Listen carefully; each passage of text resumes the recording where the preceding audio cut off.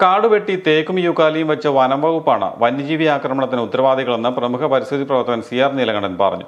വെള്ളത്തിക്കുണ്ടിൽ നടന്നുവരുന്ന കർഷക സ്വരാജ് സത്യാഗ്രഹത്തിന് ഐക്യദാർഢ്യം പ്രകടിപ്പിച്ച് ഇരാറ്റുപേട്ടയിൽ ആരംഭിച്ച 51 മണിക്കൂർ രാപ്പകൽ ഉപവാസ സത്യാഗ്രഹം ഉദ്ഘാടനം ചെയ്യുകയായിരുന്നു അദ്ദേഹം.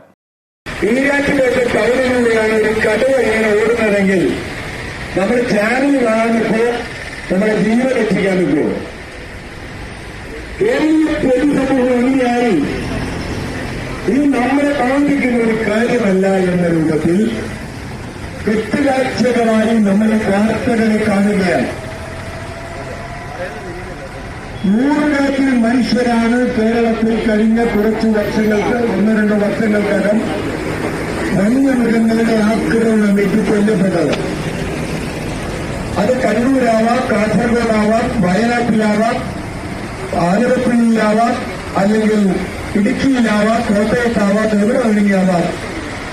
കാട്ടുപോത്താവാം, കടുവയാവാം, ആനയാവാം, പന്നിയാവാം, അതുപോലെ ഏത് മൃഗങ്ങളുമാവാം. നിരന്തരം കണ്ടുകൊണ്ടിരിക്കുക. നമ്മുടെ നാട്ടിലല്ലോ എന്ന നിസ്സംഗതയോടെ ഇത് കണ്ടുകൊണ്ടിരിക്കുന്നു. വനം കയ്യേറിയത് റിസോർട്ട് ക്വാറി മാഫിയാണെന്നും കർഷകരല്ലെന്നും അദ്ദേഹം പറഞ്ഞു. വനംവകുപ്പ് ഉദ്യോഗസ്ഥരെ വന അതിർത്തിയിൽ വിന്യസിക്കണമെന്നും അദ്ദേഹം ആവശ്യപ്പെട്ടു. കർഷക സ്വരാജ് സത്യാഗ്രഹ ഐക്യദാർഢ്യ സമിതി വൈസ് ചെയർമാൻ അഡ്വക്കേറ്റ് ജോർജ് കുട്ടി കടപ്പലാക്കൽ അധ്യക്ഷത വഹിച്ചു. Baby Pendanam, AM Khader, VM Abdulla Khan, Joshy Thannikkal, KP Ansari, Benny Pulickal, Jose VD തുടങ്ങിയവർ സംസാരിച്ചു.